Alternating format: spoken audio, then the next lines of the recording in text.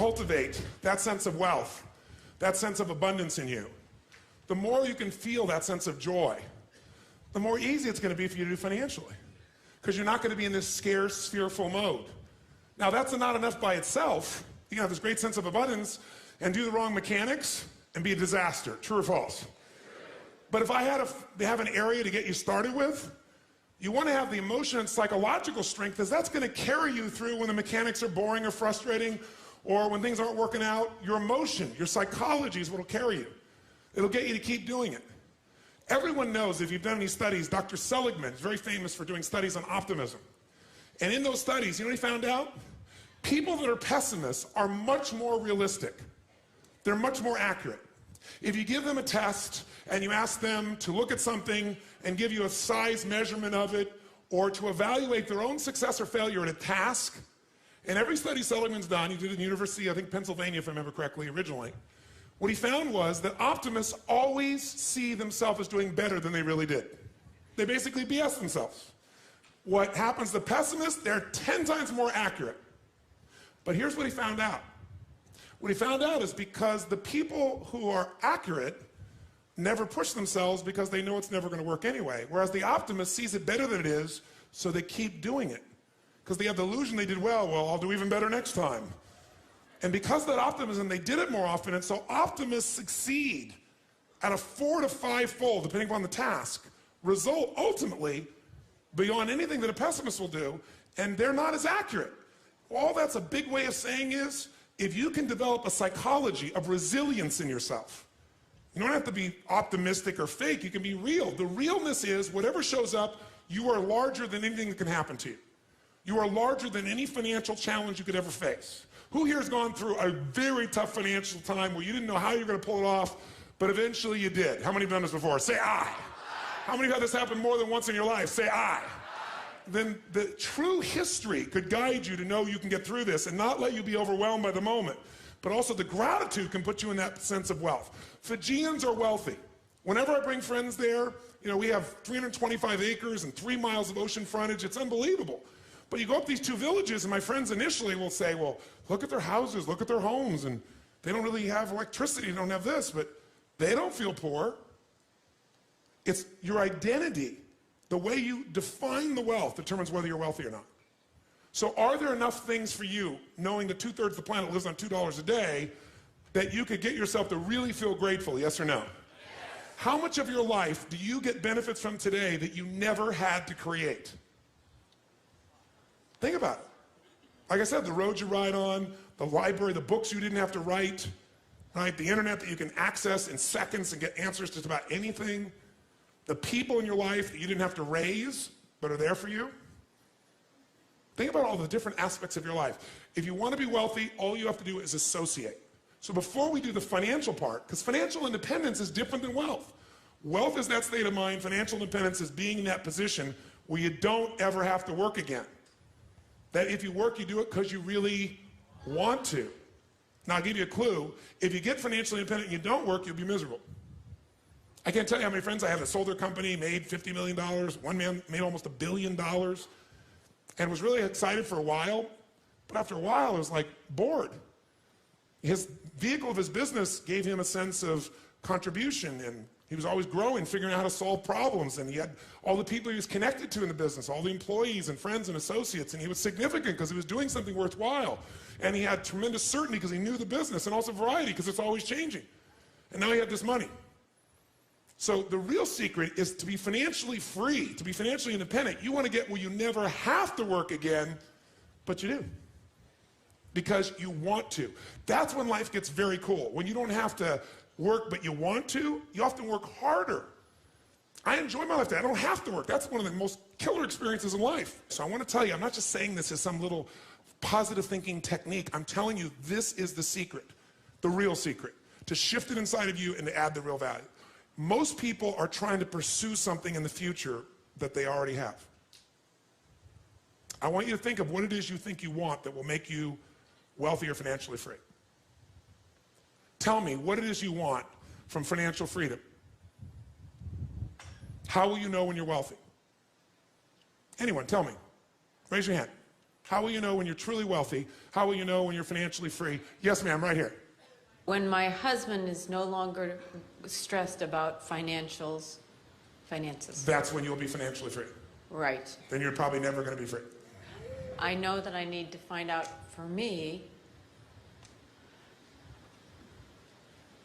what that definition is. And then he will I guide him? Will you what? Will I guide him to find his own definition then? Well, here's what's interesting. First of all, has she defined this game in a way she has control over, yes or no? No. So the chances of her feeling truly financially free or wealthy are slim to none. Because have you made more money? How long have you been together, you and your husband? 33 years. 33 years.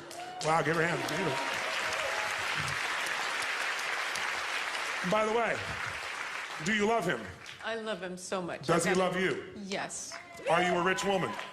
I am the most wealthy woman in the world. Give her a hand for that one for starters, ladies and gentlemen. Now notice, if she associates to that part of her wealth, can she get to where she feels rich, yes or no? And by the way, from that place, she could look at him in a different way and say, isn't it amazing that I have a man that cares so deeply for us that he really wants to make sure we're always doing well in this area. And all his worry is a way of trying to demonstrate that he wants to take care of me and love me and take care of our family. And how lucky am I? How incredibly rich am I to have a man that cares that much? Would that be a different meaning, yes or no? Would it feel different? But if her view is that he has to give up his worry, she can't control him, number one. Number two, he may think that worry is the way to demonstrate love to himself and other people. And you can get financially free by defining the game in a winnable way. A certain amount of money that we meet, and that covers what we're going to call financial security, which might be your housing, your cars, your food, and basic entertainment. How many would feel rich if you didn't have to work, if your investments alone, the income from your investments, the income, covered those 4 items, your housing for the rest of your life, your food, right, your travel, and some entertainment? How many think that would feel pretty good? Say aye. And by the way, that number is way smaller than what most of you think of when you think about being financially independent, which is everything covered without working. So why not get the first one down pat? And you're going to know exactly what that number is for you and what it's going to take for that number where you don't have to work to meet it. Then we can look at financial independence, where you don't have to work and everything is covered. Then we go to financial freedom. You don't have to work and everything you can think of is covered. Anything you ever want to do for yourself or others, those you want to give. That's a different level, isn't it? And most people think of financial freedom, they come up with this gigantic number that if you even figured out everything you want, it's nowhere near as big as you think. And because it's so big, you never even start the journey. And you don't think it's going to happen. So you talk about it, you hope you'll get some big hit sometime with your business or something, but you never get going. How many follow this? Say aye. So the first thing you got to do is shift from your wealth being to how he thinks and feels. And if you can do that, that might give him the space to be able to see you're happy. Does that make sense? Yes, give her a big hand. Thank you very much. Somebody else. How do you know? How do you know when you're wealthy, when you're financially free? Somebody else. How about this lady right here in the blonde hair? Yes, ma'am. Give her a hand.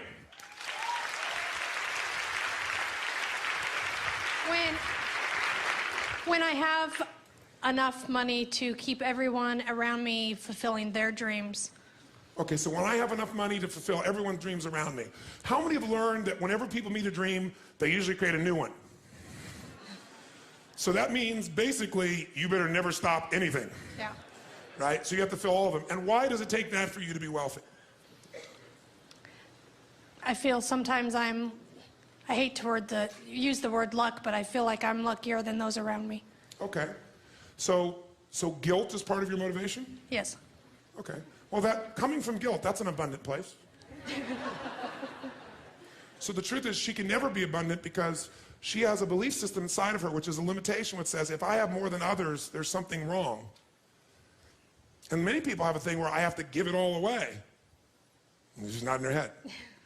And that puts me in more stress, then I gotta figure out how to do it again. But the most powerful way we impact other people is we impact them by our example. So don't get me wrong, I mean, I think most of you know, I help feed millions of people each year. I do projects in Jerusalem. I do projects all over the world. I love what I get to do with my life. Big into contribution, gigantic. Not just with my words, with my time, not just my money, my time and energy. But I also have learned the balance I didn't know before, because I used to think I earned love by giving everything. Yes. And if I have to give you something for you to love me, then we just made a trade. That's not love. That's horse trading. Or there are more direct terms for what that could be called. What do you call a person that only loves you if you give them something, like money? Oh, how dare you say such a filthy word. But that's really what it is, isn't it? So if you were to make that shift, you could also say, if I try to make everybody else's dream happen, then I get the joy of it. Like when I was a little kid and I had no money, whenever I went to lunch, I bought lunch for somebody. You know, I found a way. I had to, we went to lunch, I didn't let anybody else buy it. Yeah. And I did that into my early 20s because it was my way of feeling that I was a giver and not a taker, which made me feel good about myself, right? But I one time went to dinner with this very wealthy man, and he had 10 times more money, but I'm gonna make sure I paid for it. And I still have that basic nature, but here's the balance in me now. I don't have to. Because what happened was this guy grabbed my wrist, and he took the check from me, and he said, are you gonna cheat me of the joy I'm gonna have of buying you lunch? He said, are you that selfish? And he got my full attention. So it's still, I don't think that pattern of being a giver is gonna leave in you, and I don't think it's a bad pattern. It's out of balance. So she can't be wealthy as long as it's a trade, right? If you're coming from abundance, not guilt, and you're saying, wow, I've got abundance, and there are people that I can help make a difference here. Let me help this person, help that person, not because you have to, because you want to, then you're rich. Does that make sense? Give her a big hand. Thank you very much. How about this gentleman right here? Yes, sir. Right here. Yes, sir. Give him a hand. Give him a hand.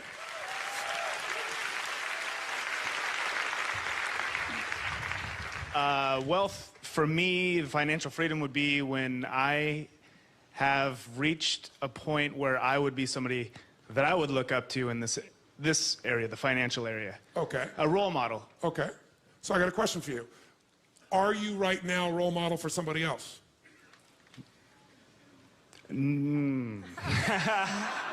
Possibly.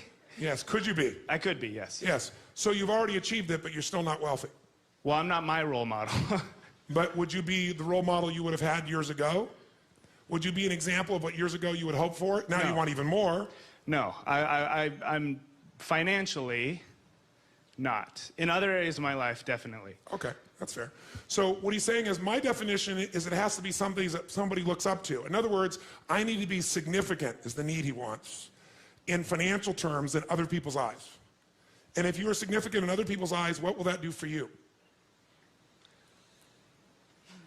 Well, you know, it was in my eyes, somebody that I would look, somebody that, but when you know, you an get, example. But when you get there, you won't look to yourself anymore. When you get there, you'll just be at a different level, and then you'll be trying to figure some other level of what you need to get to so you would respect yourself. That's a good point. He always makes good points. You notice that? So what you're doing is, here's the game you're playing, and I want all of you to hear this. No amount of money will ever make you wealthy. Because as soon as you get there, you will raise the game. Now here's what's great about that. To continue growing in all areas of life. If you could grow emotionally, should you? Yes or no? Yes. If you could give more, should you? Yes or no? Yes. If you grow intellectually, should you? Yes. If you give more love, should you? Yes. If you could grow more financially, should you? Yes, because growth is life. But having to grow in order to feel significant enough means you will always be poor. It's a game that never ends. So here's the story. Listen carefully. There is this great king. He perceives himself to want to be greater than all of the kings because he wants to do good. So he doesn't want one kingdom. Many kings have one kingdom. He wants two. That's right, 2 kingdoms, 2 palaces. You know, after all, you need a couple locations to be able to move to. So he builds a 2nd kingdom. And for a while, he's pretty excited. For, you know, about a week or a month, until everybody comes and sees his 2nd palace, and they go, oh, that's really cool. You have 2 palaces? You're unbelievable. And he goes, yes, I am a role model for myself. But it doesn't seem to last, because after a while, he thinks, maybe I need a 3rd kingdom. And I've been to both those, and it's getting kind of boring. And I mean, well, now what do? I got 2 kingdoms. And then it's a lot of work to keep kingdoms going, but he doesn't notice that. He doesn't notice he doesn't have as much time or anything else. He's just like busy doing the kingdom thing. And then one day he gets the answer. He hears about this amazing monk. This monk wears a loincloth. He has a blanket. And he goes from city to city and just shares what he believes about God and happiness and life. And people gather around. And most people pass him on the street. He's kind of dirty. He sleeps on the street. And all he has is his blanket, and he only eats food that people give him because he always is adding value, so he doesn't worry. People give him things, and he eats and does well. He has no fear. And he perceives himself to be a very wealthy man. He has one item he just loves. It was given to him by his family. It's a little lamp, kind of like Aladdin's lamp. He keeps it, and he can light it, so if he needs a little heat or a little light to read at night, he can light his little lamp. And the king hears that if you rub this lamp and you ask it for something, unlike Aladdin's lamp where it gives it to you, it gives you twice as much as you've asked for. And the king gets excited. One kingdom becomes two. Yes. He says, bring me this man. He's a beggar. He doesn't need the lamp. He goes around and begs for his food. He lives on the street. Why should he have to carry such a lamp? I can do so much more with it. I could be a role model for myself and others. I could be significant. And so what does he do? He calls and he asks, and sure enough, the monk comes. He's a traveling monk, and what else are you going to do? The king says, come, you come. And he comes and he bows to the king. You are such an amazing role model. You're amazing. What you've built, these two palaces, they're beautiful, they're magnificent, they're amazing. I'm so grateful to be here. I don't even belong in your presence.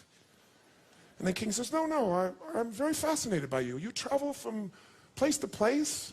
You don't have one place, you just stay. He goes, no, I travel, meet people. And how do you survive? Well, I love people and share ideas, and people tend to share with me. When you love, you tend to do okay. You have nothing, but I understand your loincloth and a blanket and anything else? Oh, yes, I have this lamp that was given to me by my family. It's just really beautiful. I love it. It's not, that valuable, but it's just, to me, it's valuable because it was a gift, and it's beautiful. He says, well, that's a rather large lamp for you have to carry around. I have some jewel-encrusted lamps that are much smaller and lighter. You could walk with them much easier. It would be much less of a burden on your back to have to carry this lamp. He says, oh, no, it's no burden. It's very light. He goes, no, I really want to give you something much nicer. And he said, please give me your lamp. And he says, well, sir, he said, please. He said, I'm so honored to be here with you, but this is a personal gift, and I value it not beyond money or what it does or even the heat or anything it'll do. I just value it because of the gift and what it represents. He said, well, I really would like your lamp. He said, sir, I would never deny you anything, but I must have integrity with my own relationships, and I must go. And he bows and leaves before the king can respond. And the king goes into a rage. How dare he deny me what I want? How dare he take away something that could give me twice as much of even what I'm asking for? Think of the role model I could be. Think of the good I could do and demonstrate. He doesn't need that. He's poor. He doesn't even ask it for anything. If he would, he'd have 2 blankets. 2 loincloths. And what would that do? Would that change the world? No! I need the lamp. And he rips himself into a frenzy, and he turns to his henchmen and says, take the lamp from him. And so they go, and they find him in an alley, and they beat him up, and they steal his lamp. And now, the king is so excited. He tells everyone to leave. He steps into this giant palace bedroom, which is bigger than most people's entire palace. And he sits down, and he rubs the lamp, and he says, oh, great lamp, give me 100 pieces of gold. And the lamp says, oh, great king, absolutely. But why 100 pieces? Why not 200 pieces? He goes, yes. It's true, it'll double it. He says, fine, give me 200 pieces of gold. He said, oh, king, why 200 when a king of your nature could have 400 pieces of gold? The king says, fine, give me 1,000 pieces of gold. Why not 2,000, king? Fine, 10,000. Why settle for 10,000, king? Why not 20,000? A king such as you with 2 palaces should have at least 10,000. Fine, give me 10,000. Why not 20,000? Fine, give me 100 of the most beautiful women in the world. Why not 200? It will keep you busy.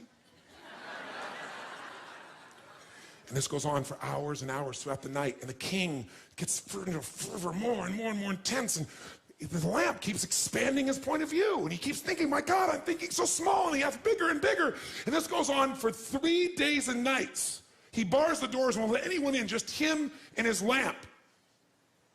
And he starves to death and dies. And that's the end of the story.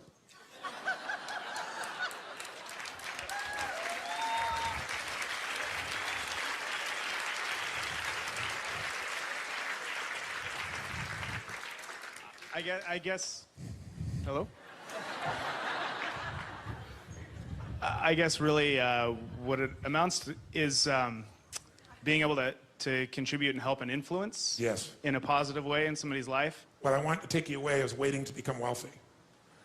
Because are there people right now in this world, if I took you to Africa, if I took you to plenty of parts of this country, on the streets of many of these cities, if I took you down the street here to San Francisco in the Tenderloin District, or is there someone there that right now you could mentor and could change their life financially as well as emotionally, psychologically, and physically with what you already know beyond anything they could imagine? Yes or no?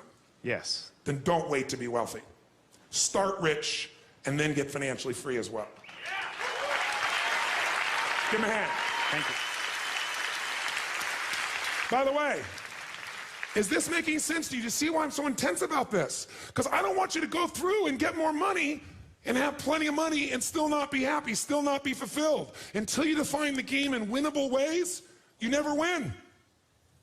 And you chase it, and you die chasing it. That is not to say you shouldn't take your life to a whole nother level financially and have greater choices and greater ways to give gifts, but don't wait. And if you don't wait, if you can own that you're already wealthy, I can promise you you'll get to a level of riches financially 10 times faster than with the identity you have of limitation. Does that make sense? That's the essence of what I'm talking about here. Let's talk about money now, not wealth. Do we agree? All those wealthy in this room right now, say aye. And if you really done what we have, you're not just saying that as some verbalization, you can really feel it. You can feel abundant. You can feel wealthy. From that place, what does it take mechanically to get this thing called financial independence? And what is financial independence as opposed to wealth? Wealth is a product of the mind. Again, no amount of money you ever achieve will make you wealthy. Gratitude will, and living a life where you know you're contributing, adding value will. That's what's going to make you feel wealthy. Where you're a giver, not a taker. That doesn't mean you can't receive, but someone who's always looking at what am I getting out of every single thing they do is always poor, because they live in scarcity. But if you want to be financially independent, that's different. Financial independent means you never have to work again in order to live your life. That when you do work, you're doing it because you really want to, not because you have to. And how many are committed to not only being wealthy, but also financially independent? Say aye. How do we get there? Let me give you the lesson how to get there. It is so simple that when I tell you, you're going to go, well, thank you for the breakthrough thought. But even though you may know this intellectually, whether you're sophisticated or not, you probably know this. Focusing on this is the difference. Can you be a person who is honest in your values and not be honest in the moment? Yes or no? Can you be a loving person but not be loving in this moment? Yes or no? Why? Because whatever you focus on, where focus goes, energy flows.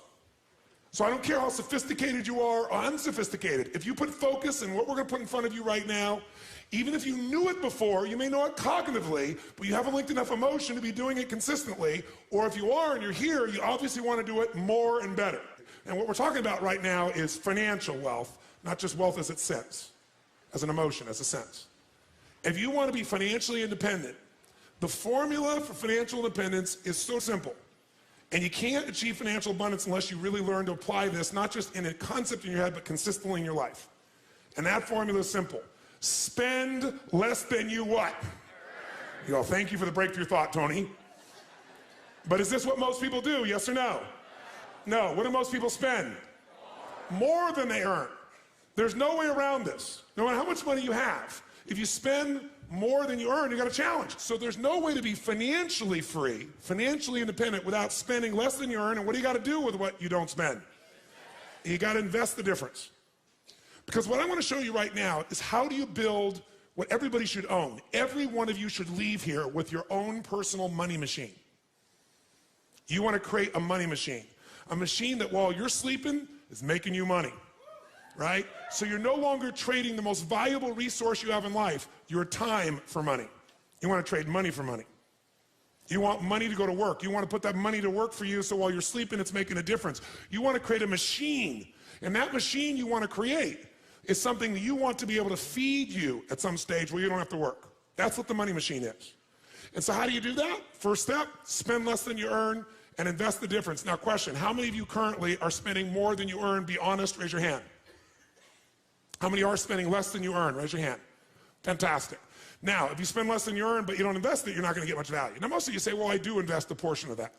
So I might spend more, I do some new spending, but I do invest a portion of it. The second secret to this is you got to reinvest. How many of you have ever made a big hit in your investments and went, oh my God, that's so cool, and took the money and spent it on something? Raise your hand, say aye. Come on, say aye. I know you all, anybody's invested has done this. If you got a big hit, you go, oh, this is it. Nothing wrong with that, but you got to make sure a significant amount of that you reinvest your returns so you get compounded what? Compounded growth is the most basic principle in the world. We all know it intellectually. But are you emotionally associated enough that you're really utilizing it to its maximum capability? If you don't, you're not going to get financially free. You will never get financially independent by your earnings alone. Let me tell you something. There's 3 or 4 areas of your life you don't want to go to an expert. You don't want an expert to make the decision. An expert can coach you. But you better make the decision. One is how you raise your kids. I mean, if you're going to screw up, you should be the screw up, not somebody else in this area. Because at least if you screw up, you know you gave your all. And if you screw up, you'll learn from your screw up and you can still make a difference. But letting someone else tell you how to raise your children is insane, to think that they know more than you do with your own child, with the soul that you brought into this world. They can coach you, you can learn from them, but you got to make those decisions. What's another area like that? Your physical health. If you don't learn this area because you think it's too complex, I'm going to give this decision to somebody else. That somebody else may be totally sincere and sincerely wrong. I'm not lecturing you what to do. I'm just saying whatever you're going to do, inform yourself and make the decision. Because someone else making that decision, the consequences are too great for your children, for your health. And I'll tell you another area really important, your psychology. Having someone else give you a label, tell you what to do. Same thing with, you're going to end up with some challenge in your body, same thing. And the last area, the area I'm talking about here is money. Because what most people do is they go, I don't have time for this, I don't understand this, I need to go to an expert. Because I'm not here to sell you some financial investment or plan. Because if I did that, I'd have a self-interest in the process. That's not going to serve you. And that doesn't mean someone can't sell you something. It just means I'm coming here to advise you on how to make better decisions, not tell you should do this individual thing. Because what individually you need to do changes. And by the way, even if you have the best intent, can you be wrong, yes or no? So I'm not here as a registered investment advisor. I'm not here to sell you a stock or a bond. I'm here to teach you a way of evaluating so you can make better choices more of the time. Because when you get to the financial area, when you meet somebody, what's the old phrase? When a person with experience and knowledge meets a person with money, what happens? The person with the money ends up with experience, and the person with experience ends up with the money. And even if the intent is purely positive, if this person screws up, no one is going to care about as much as your financial world as you. No one. No matter how much they care, no matter how much they're committed, because it's your life. And if they make a mistake and they're sincere, they get the learning, which will make them better in the future. But if you make the mistake and you have this concern, you can have the learning. And there's valuable in that. Every one of you in this room is going to lose money. Every one of you. There's no way. The person I work with, one of the top financial traders in the history of the world, top 10 in the history of the world, is not even right half the time. How could you make billions of dollars if you're not even right half the time? Not even 51% of the time. I'm going to show you in a few moments. It's known as asset allocation. It's the way you invest. It's what you do. That's what's going to shift this. So first step, spend less than you earn, invest the difference. Second step, reinvest it so you get compounded growth until you reach the home run, your money machine, until you reach a critical mass of capital, of investment capital. When you get to that critical mass, and what determines the critical mass is how much you need for the lifestyle that you want. Once you get to that critical mass, what it provides for you is what you're investing for. Who knows, no matter what investment you're doing, what are you really investing for? Whether you're investing in cars, stocks, bonds, real estate, financial instruments, what are you investing for? You're not investing for returns. That illusion will keep you from getting to the end game. If you're wealthy, here's what makes you wealthy. Income, not assets. Assets you can buy, and assets change in value all the time. You need income. Some people are very wealthy on paper, but they have no liquid assets. And if something happens, they are in deep stuff. How many of you have ever been in this place, by the way? I'm curious. So you need income. Ultimately, you're trying to build a money machine. If you invest in, let's say, an antique car, and you call it investing, but you're never, ever going to be willing to sell it, it's not an investment, it's an acquisition. How many follow what I'm talking about here? Because what you're really doing is you're wanting this car. You're not wanting to ever make this build your critical mass so you have a money machine so you don't have to work. When you build your critical mass, when you spend less than you earn, that's the difference, and then as you get compounded growth, you reinvest for even more compounded growth, which will walk you through, you're going to eventually get an amount of money that's enough that without working, the interest on that money alone in a secure environment will give you the income so you never have to work again. Then you have a money machine. How many be up for this process? Say aye. That's different than you have X amount of assets on your net worth, which, by the way, can change how fast? How fast? If the marketplace changes what they feel about real estate, if they change what they feel about the companies you've invested in, how fast can all that change? How fast? In a heartbeat. The valuation of the dollar, or the pound, or the mark, or the euro, or anything else can change how fast? How many like the idea of building a money machine? Say aye. This is the only reason to invest. You invest for one reason, so you have an income for life without working. And to do that, you got to build a critical mass of capital, that the interest on it alone will give you that income, and you can have the life you want without working. And the only way to do that is do those first two steps. Spend less than you earn, invest it, reinvest it till you hit that critical mass. And we're going to show you ways to accelerate that, make it happen. That's the entire financial game in one paragraph or one thought. So everybody here's goal is, here's what you want to say. I am building a money machine. And its purpose is to give me income for life without working. Hallelujah. How many feel hallelujah on that one? Say aye. Now, how to do that is actually a lot simpler than you think. We make things more complex than it really is. You got to think of this as your target. Now, by the way, you know whether you're on the path of financial freedom or financial independence or not by, can you answer, are you doing the first part? Are you spending less than you earn? And are you investing it? And are you doing the second part? Are you reinvesting and getting compounded growth? And are you moving towards that critical mass that'll get you free? And do you even know what that number is? If it's a general giant number and you keep moving the number, you'll never get there. We have to define, this is what it is. So think of this as the bottom line. In order to achieve what you want, where you have a money machine, here's what you must do. You must pick out a minimum financial goal for yourself. Even to achieve your minimum financial goal, you got to pick out a specific amount of money that you're going to invest every month, every year, no matter what. A specific percentage of your income. If you don't do that, forget the rest of this course. It's a waste of your time. Because you'll go make a bunch of money, but you won't be practicing the fundamentals, and eventually you'll make a mistake and you'll lose it. How many follow what I'm talking about here? Say aye.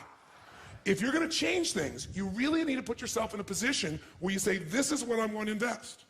This percentage of my income, where you pay the investments first before you pay all the other bills. Because if you pay the investments first and you keep doing it, and it's a pure discipline. And by the way, the best way to do this that I know of is to have that money taken straight out of your account as soon as it gets there. Many of you know you can do it automatically. You can put it in a money market and then decide where to put it. But it literally leaves your account, the money is transferred. Think about this. Success in life comes from good judgment. When you make good decisions, you do well. In your relationships, in your body, with your family, and with your finances, with everything. How many agree with me on this? Say aye. So if success in life comes from good judgment and good decisions, good judgment often comes from experience.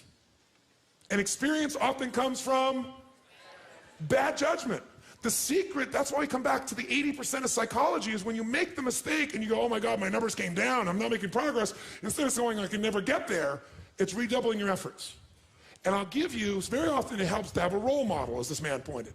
So I was with Michael Milken shortly after he got out of prison. Now, Michael Milken was the junk bond dealer who made billions of dollars for himself and other people during the 1980s.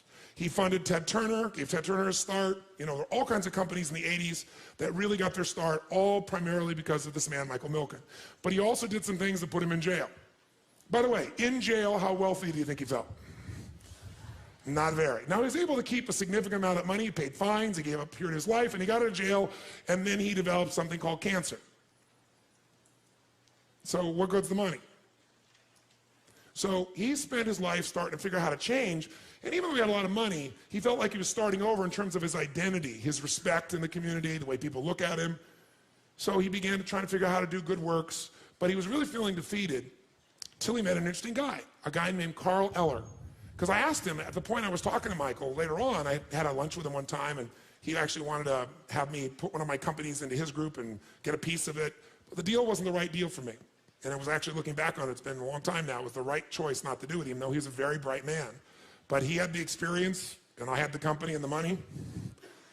And I realized that that meant I worked out at least that particular investment. I thought it through, and I made, fortunately, an intelligent choice. I had to move forward.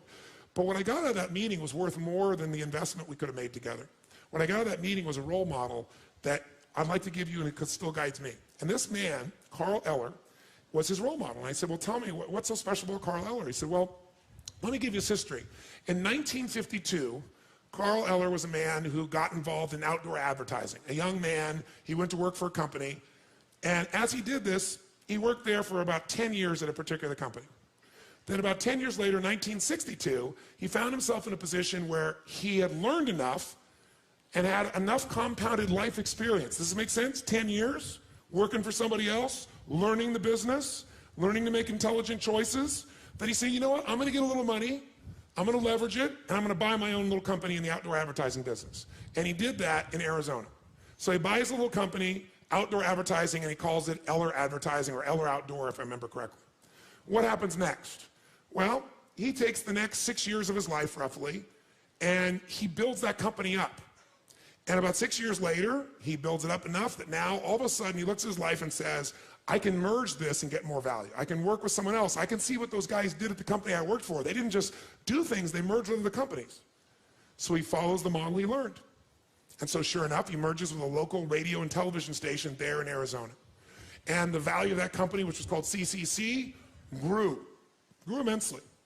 So sure enough, he takes another 10 years. So imagine now he's been running this company 6 years on his own. He's got 16, 17 years into this now.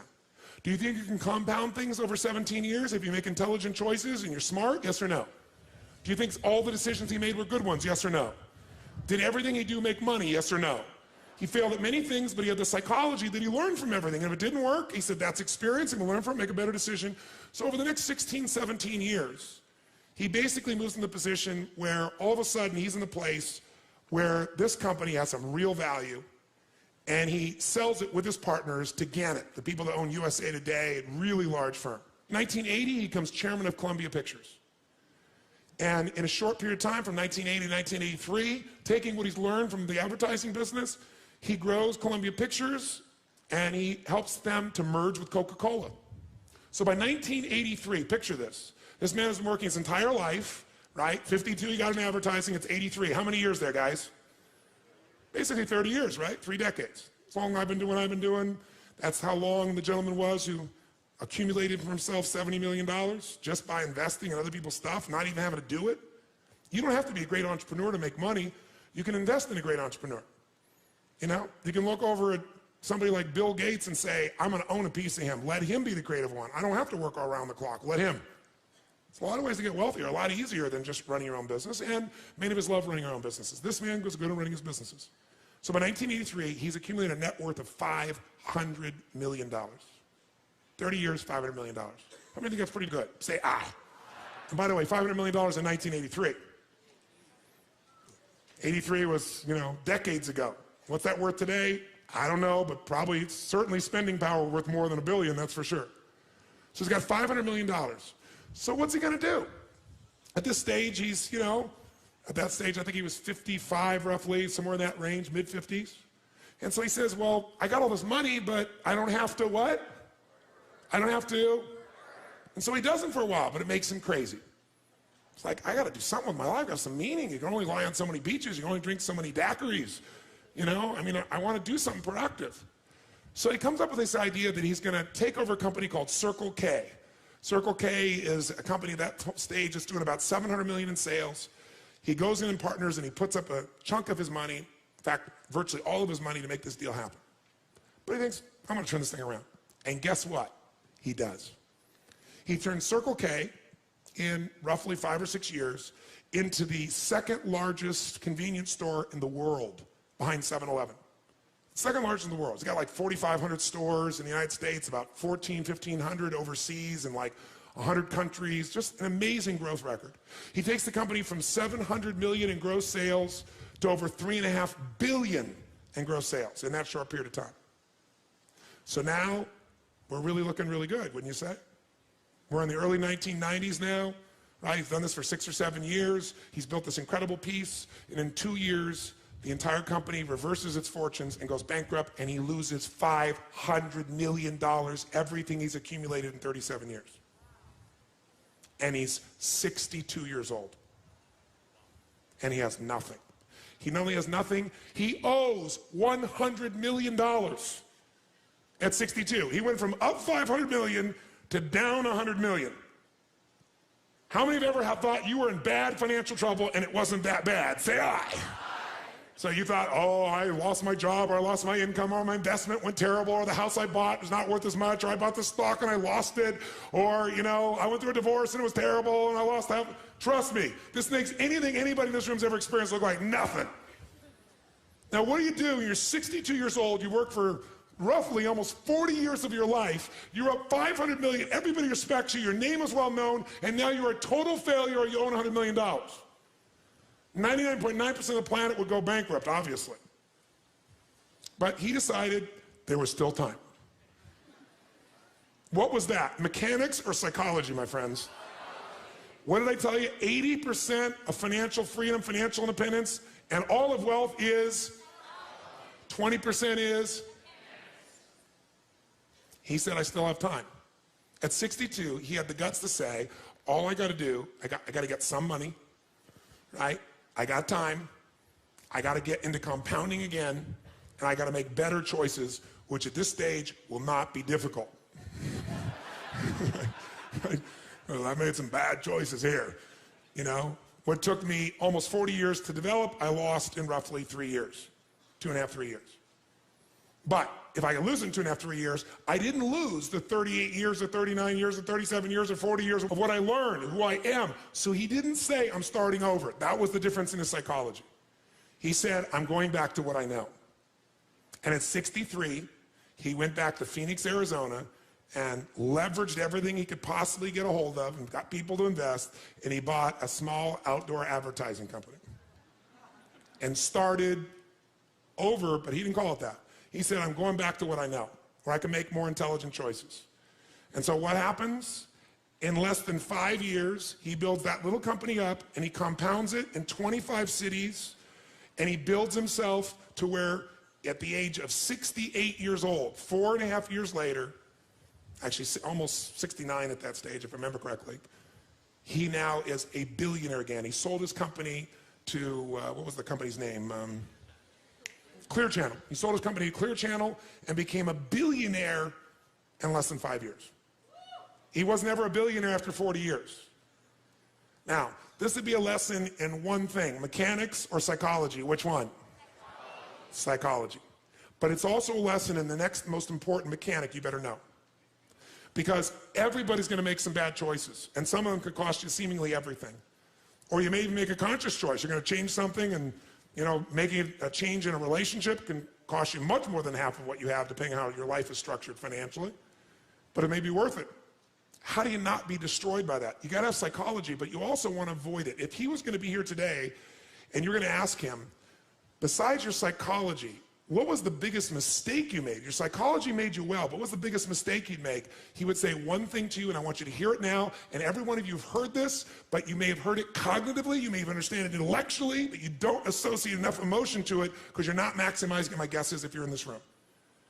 You could do more. How many agree you could do more in just about anything that matters? Say aye. And that's called asset allocation. He said the mistake he made was asset allocation. And I'm going to show you this now. This is not sexy. This is not completely new for someone sophisticated, but you better make it new for yourself right now. When you're green, you grow. When you're ripe, you rot. You got to get green back on asset allocation. Because what happens is you get to be a sophisticated investor is you tend to look at where can I put my money where I get the largest what? Say it again, what? And that's the biggest mistake you're going to make in your life. It's counterintuitive, but asset allocation is the single most important decision you're going to make in your financial future. You screw this up, you can do everything else I said well and end up empty financially. Not unwealthy if you stay associated to your psychological strength, but you certainly are not going to be financially free. And this is the mistake he made, asset allocation. What does it mean? It means every person in this room is going to make the wrong decisions financially at times. You're going to get the best advice. You're going to study the past. The history shows that the market is going like this, or the real estate market is going like this, or gold is going like this, or something is going like this. It keeps growing and growing, and you feel like you're missing out if you don't get in. How many felt that recently in some financial valuation of something? Say aye. And so sure enough, you get this piece in you and the fear starts to happen. You don't want to miss out. And everybody's telling you it's the right thing. And it looks like the right thing. And everything should be the right thing. And your timing is wrong. Can you do the right thing at the wrong time? Yes or no? Let me tell you another secret to life. If you do the right thing at the wrong time, you get pain. If you plant in the winter, I don't care how hard you work. I don't care if you work day and night and you work to the bone and you plant your seeds in the middle of the winter. What's going to happen when fall comes? Are you going to be rewarded? Yes or no? No. So if you don't understand that the seasons are changing, you're in trouble. But even if you do everything right, you can think it's springtime, can't you? And be wrong. So how do we protect ourselves? The answer is asset allocation. This is the secret you must give yourself. And all of you, I can promise you, in 2 days, will forget what I'm saying right now. Because in 2 days, many of you will be making momentum investments, and there'll be someone in this room who made $3,000 in the last 4 hours because they're going to make a trade, and someone else will make $100, someone else will make $500, but someone else is going to lose $1,000 or $500. And what most people are going to focus on is the person that made $3,000 and go, I'm going to put all my money in this momentum investment where I could make this 10% return today, 20% today. Who knows what I'm talking about here? Say aye. And every party goes, that's how I get my money machine. I want to get compounded interest. I want to get the best return I possibly can. And so you put all your money in there, and the worst thing that can happen to you is like when you go to Vegas. What's the worst thing that can happen when you go to Vegas? You win. It's the worst thing that can pop. How many know what I'm talking about here? Say aye. When I was a kid, I was not into throwing my money away because I had so little. And I was not into gambling. It's like I wanted to give it, share it, do something fun, do something that would make people light up. I ended up going to Vegas with some friends of mine. And they went in, and they all bet. I said, I'm just going to enjoy going to the shows, hanging out with you guys. I'm going to watch. I'm not going to bet. I was like very extreme the other side. So what I do, I sat there and watched. I didn't bet anything till the last day.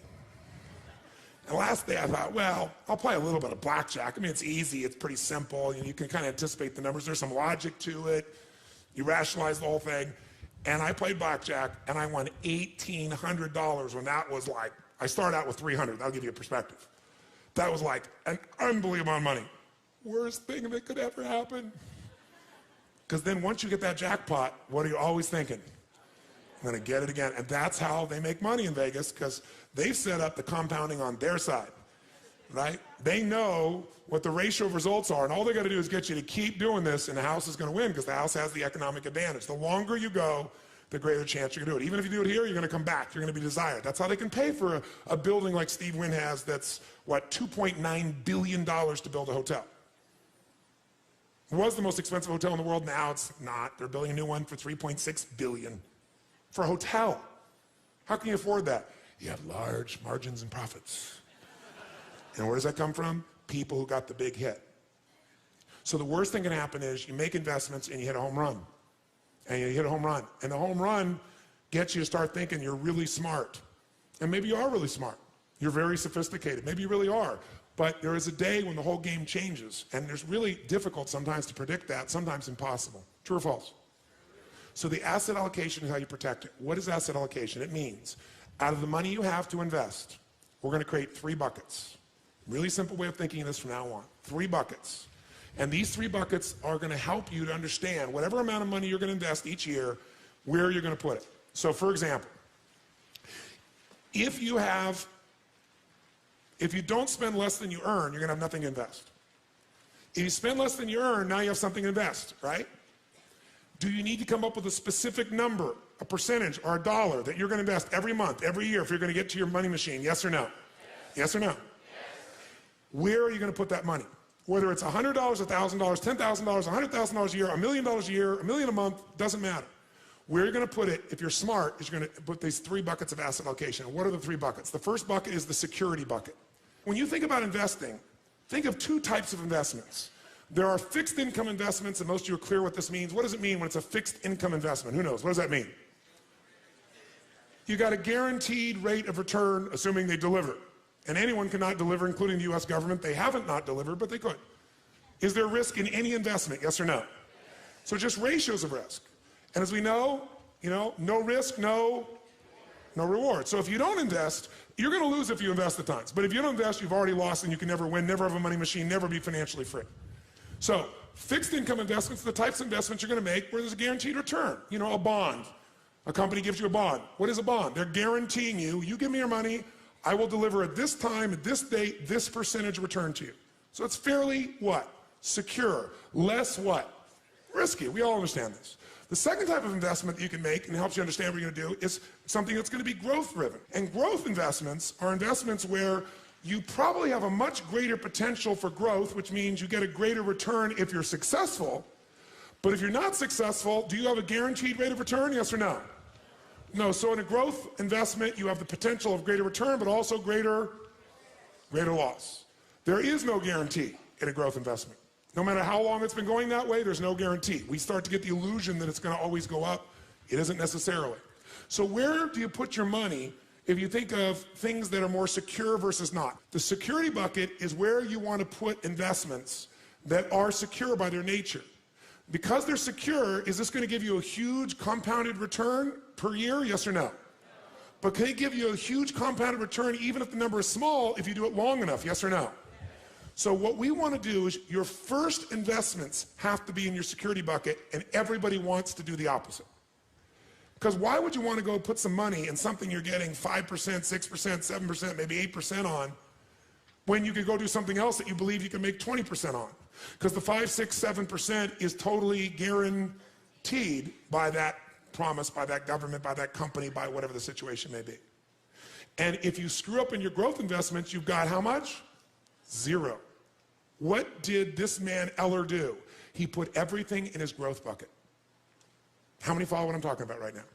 He went, why would I put money in my security bucket? I got $500 million.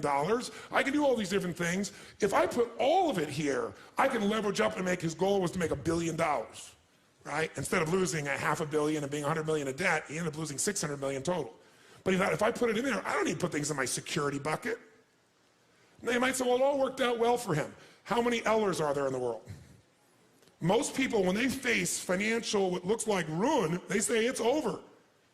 I can't start over again at 40 or 50 or 60, much less 63. Very few people will do that. And even if he did, he also had to make some good choices and probably got a little bit of luck. And you get really lucky when you work for 50 years, your gut's out, right? And you won't give up, and you'll persist, and you have this incredible psychology, and you figure out how to add value. But most people wouldn't recover from that.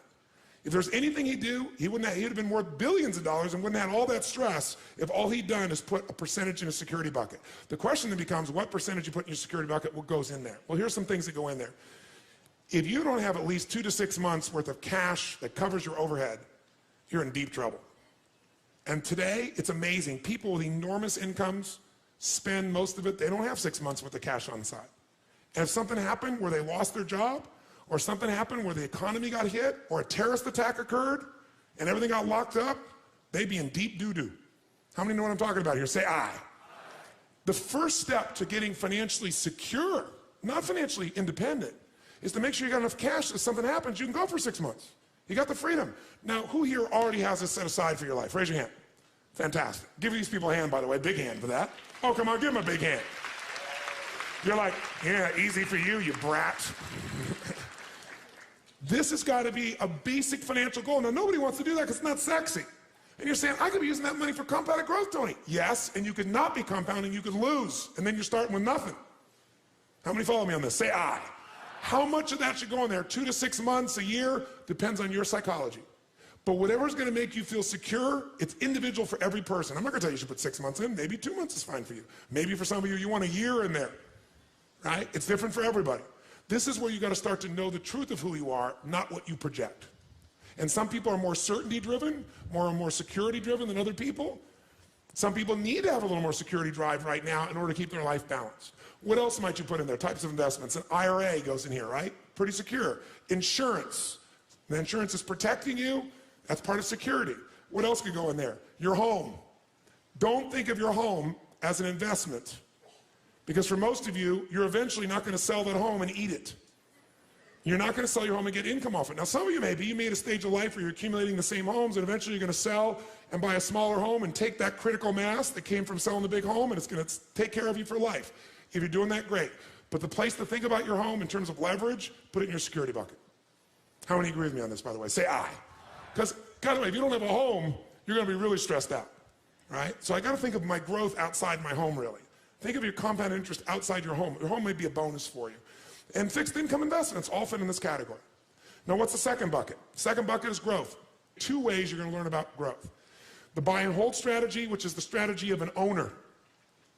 And by the way, that buying and holding, that is less risky to some extent than momentum because of the timing. But it can be just as risky. What is momentum trading? That's when you're no longer an owner, you're a trader. A financial trader, everybody's a financial trader. Most of you trading time for your money. Here you're trading money for money. Here what you're looking at is you're seeing movement in prices that may or may not have anything to do with value. Can a price change just based on perception of a company, yes or no? Can perception change the price or the value of real estate, yes or no? A little or completely? But very often, there's a fluctuation that can come from an event, from a perception, and what a momentum player is doing is they're playing for the short term usually.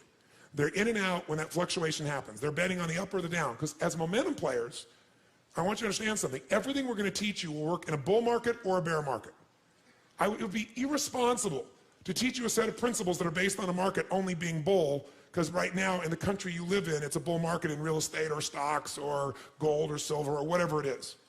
That's irresponsible. You want to be able to make money no matter what happens in the market. How many excited about this, by the way? Say aye. But even if you get brilliant, even if you do it, can your timing be wrong? Yes or no? Yes. Can you be totally smart and make the wrong decision? Yes or no? So what is going to protect you so you milk your money machine no matter what, and when it's time and you don't want to work, you're going to get there? What bucket's going to protect you? It grows slowly and it grows like the grass. So how much should we put in our security? And by the way, you say, well, what's the third bucket, Tony? Well, there's the security bucket where we put our money first. Second bucket, growth bucket, we put our money second, and we put a percentage in there all the time. Third bucket is the dream bucket. The dream bucket is you want to travel around the world. The dream bucket is you, depending upon the size of how you think or what you're doing or your economics, you want to own a condominium in Aspen. And if Aspen seems insane at $2,000 a square foot, then you might say, I want one in Mammoth, or I want one in Chile, I want someplace else. Many times you get the same thing or better quality just by changing location because of perception. And it isn't any better or worse. You're trying to get financially free and build critical mass so that you can live forever in your own home in Los Angeles, or you move to Portland, Oregon. Portland, Oregon's greener, richer, probably not going to be the first place bombed in a terrorist attack, right? Could you have as good or greater quality of life for a third or fourth the price, yes or no? So sometimes you can get to your goal quicker just by changing locations, changing your perception of where you need to be, breaking your own pattern, okay? So security bucket gets full, growth bucket, but what's the dream bucket? The dream bucket might be a second home, it might be the boat, it might be a trip, it might be owning a basketball team, owning an island, depends on the size of what it is you want to do. And by the way, bigger isn't better. The more you have to feel financially free, the more stress you're going to have. How many follow this? It's the opposite of what you think. The more you have, the more you got to manage, the more time, the more energy, the more risk, the more capital. That doesn't mean you shouldn't do it. Some of you are very, very driven to create and risk. That's a personality type. We know that it's crazy. I happen to be one of those types to some extent. But even a crazy person's got to make sure their security's there, or their craziness at one point will bite them. How many follow? If you can get financially free for less, do it. Be wealthy now and get financially free quicker. And then lock in, you won. And then keep that stuff in your security bucket. And if you want to play a bigger game now, you've already won, and everything you're playing now, that's where the house is money. You can go for something bigger, and if it doesn't work out, you're still handled. Your security, what you're here for, is totally free. How many follow what I'm talking about here? Say aye. Now, how do we decide to fill these up? Well, your stage of life plays a role. So in your security area, if you're really getting started here and you don't have the security there, if you're really conservative, you probably need to put 40% of your investment capital there. 40% so you're totally protected. If you're more aggressive, maybe 30%. By the way, which one of these three buckets do most people try to fill first? 1, 2, or 3? 3. And how do they do it? Borrow money. And what they buy usually isn't a real asset.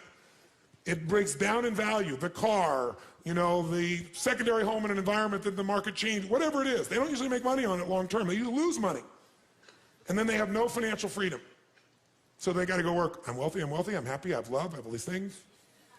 Nothing wrong with that, but why not have both? What do you think the second one is to be filled for most people? What's the second one? Quick. Growth. They go for growth because why? I want a bigger what? Return. But a bigger return potential brings with it greater what? Risk. You absolutely want to fill your growth bucket, just make your security bucket the first one because it's the one you want to fill least and it's the one that'll protect you. You want to learn from Carl. You don't want to wake up and say, I'm starting over. You don't want to have to use that psychology. Great if you could, but use that along the way when you make mistakes, not when you lose everything.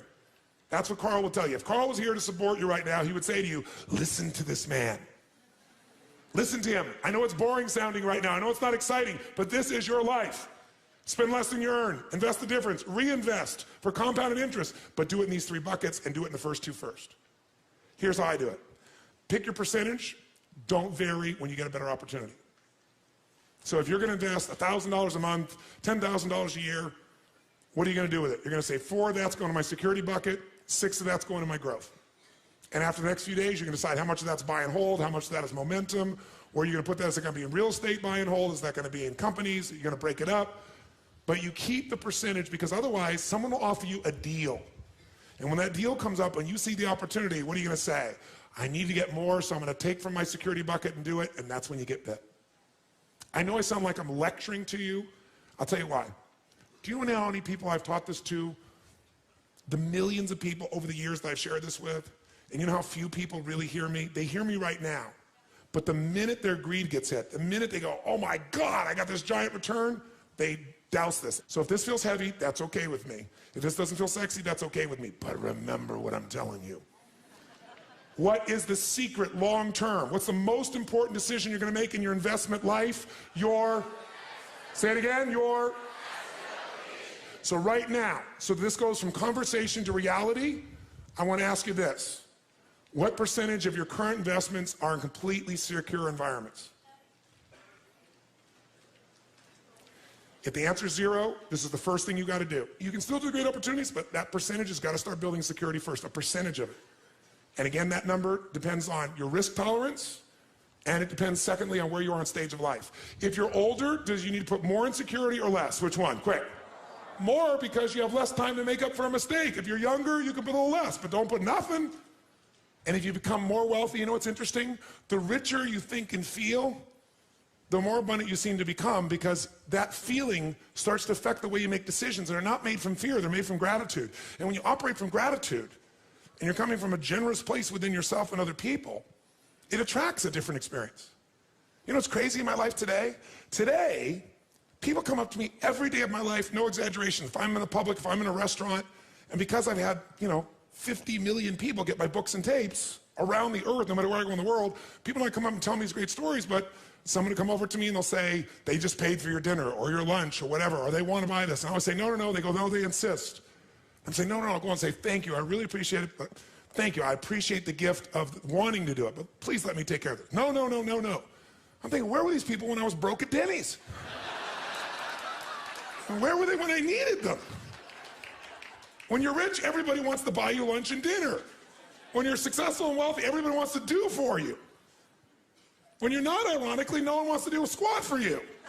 Except the few people that feel sorry for you or want to be generous in some way, but the majority don't. It's ironic. The more successful, the more happy, the more healthy, the more wealthy you become, you get momentum. And other people are attracted to you. Deals, opportunities, experiences. So 80%, I've said it a million times because I want you to get it in your body, is this association. So will you give everybody a hand for this day for starters? Everybody a hand for this day.